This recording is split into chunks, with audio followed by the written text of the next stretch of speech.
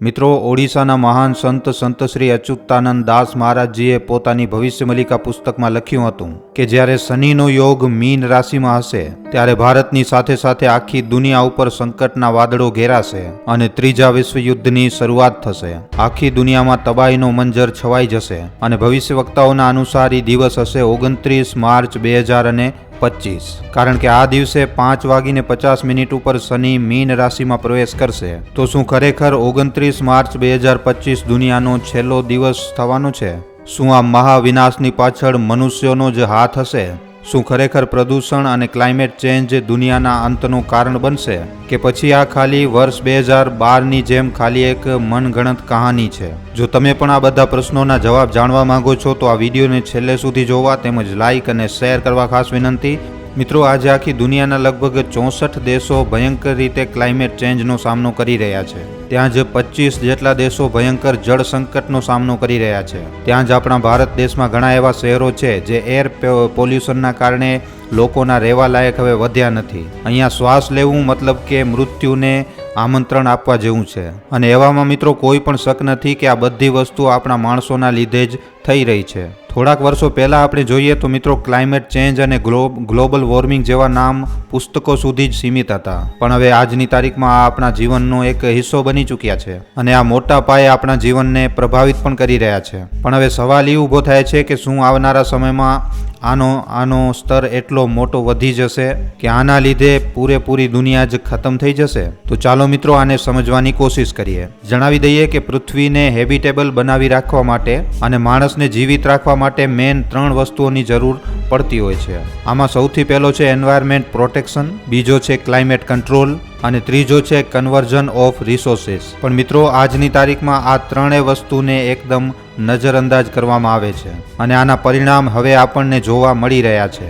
જેમ કે વર્ષ 2018માં સાઉથ આફ્રિકાના કેપટાઉનમાં લગભગ 3 વર્ષો સુધી ભયંકર સૂકો જોવા મળ્યો અને આના લીધે ત્યાંનો ફ્રેશ વોટર રિઝર્વ પણ ખતમ થવાની કગાર ઉપર પહોંચી ગયો. આ સિચ્યુએશન એટલી વધારે સિરિયસ થઈ ગઈ હતી કે ત્યાં માણસો પાણી પીવા માટે પણ તરસી ગયા હતા. ત્યારથી કરીને હમણાં સુધી દુનિયાના ઘણા દેશોમાં આવી પ્રકારની સ્થિતિ જોવા મળી છે. ક્યાંક ઓછી જોવા મળી છે તો ક્યાંક ખૂબ જ વધારે જોવા મળી છે. અને આ સિચ્યુએશનનો ઉત્પન્ન થવાનું જે મુખ્ય કારણ છે એ છે જલવાયુ પરિવર્તન. એવું પણ કહેવામાં આવે છે કે આપણા ભારત દેશમાં પણ વધતા પ્રદૂષણ અને ક્લાઇમેટ ચેન્જના લીધે આવી પ્રકારની સ્થિતિ જલ્દી જ જોવા મળી શકે છે. પણ ક્યારે અને કયા શહેરમાં જોવા મળશે એ હમણાં આપણે સાફ ન કહી શકીએ. પણ એક અનુમાનના અનુસાર ભારતના જે શહેરો સૌથી વધારે જે ખતરામાં છે આમાં દિલ્હી, મુંબઈ, જોધપુર, ગાઝિયાબાદ અને ચેન્નઈ જેવા શહેરોને સામેલ કરવામાં આવ્યું છે, જેમનું વાતાવરણ એટલો વધારે પ્રદૂષિત થઈ ચૂક્યો છે કે લોકોને શ્વાસ લેવામાં પણ પરેશાની થઈ રહી છે. ત્યાં થોડાક શહેરોને તો ટોક્સિક ગેસ ચેમ્બર પણ કહેવામાં આવે છે.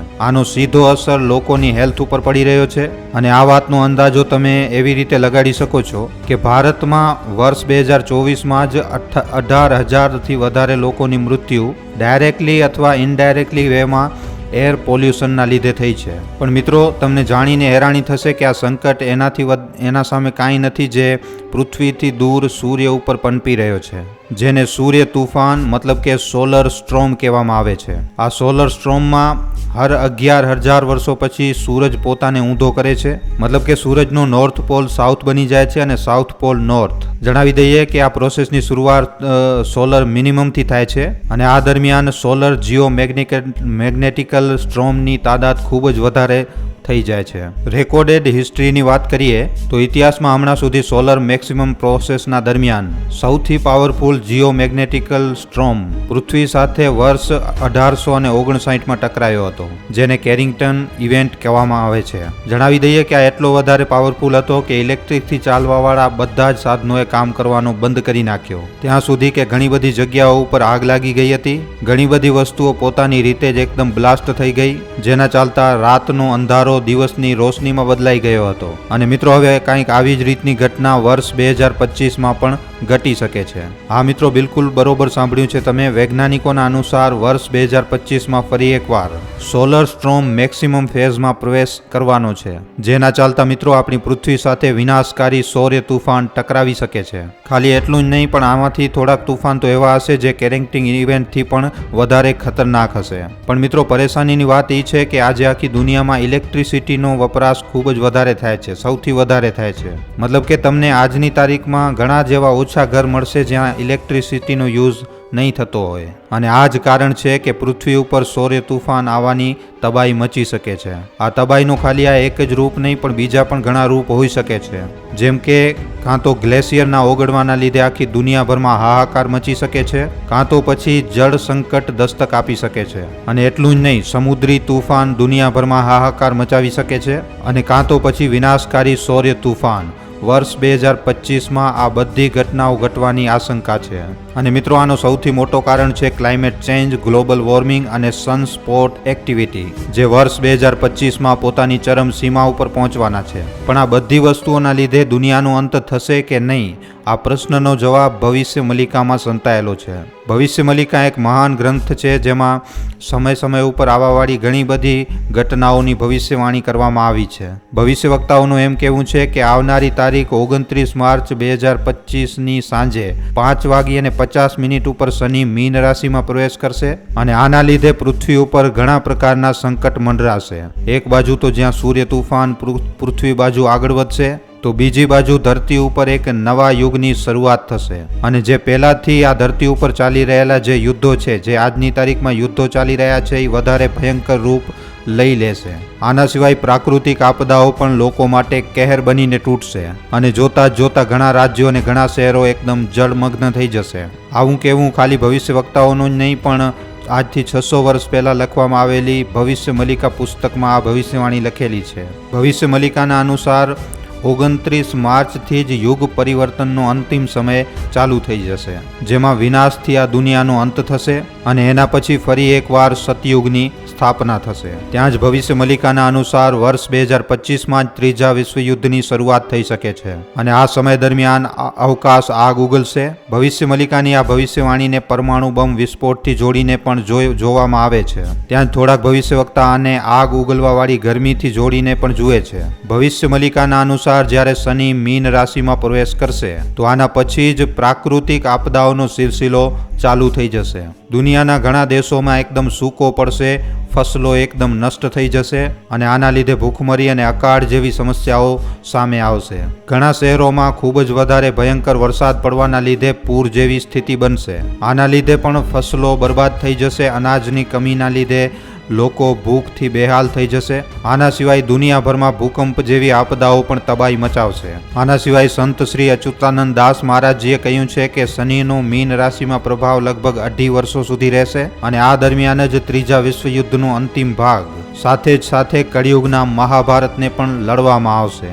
પણ 29 માર્ચ 2025ના રોજ દુનિયા ખતમ થઈ જશે એવી વાત ક્યાંય પણ લખવામાં નથી આવી. આ કળિયુગમાં દુનિયાનો અંત ક્યારે પણ નથી થવાનો, કારણ કે અંત જે છે એ ખાલી હ્યુમન સિવિલાઇઝેશનનો થશે, જેમ કે હરેક યુગમાં થાય છે. આ ભવિષ્યવાણીઓનો મકસદ સમાજમાં ડર ફેલાવવાનો નથી, પણ આનો મકસદ મિત્રો લોકોને આવનારા સમય માટે સચેત કરવાનું છે અને બરોબર રસ્તા ઉપર ચાલવા માટે પ્રોત્સાહિત કરવાનું છે. બસ મિત્રો, આપણને ખાલી એટલું સમજવાની જરૂર છે કે આપણો મકસદ આ દુનિયામાં ખાલી પૈસા કમાવાનું નથી, કે પછી ખાલી પોતાના પરિવારનું પાલન પોષણ કરવાનું નથી, કે પછી ખાલી પોતાના વિષયમાં વિચારવાનું નથી, પણ આ બધી વસ્તુઓની સાથે સાથે આપણા પર્યાવરણનો પણ ધ્યાન રાખવાનું છે.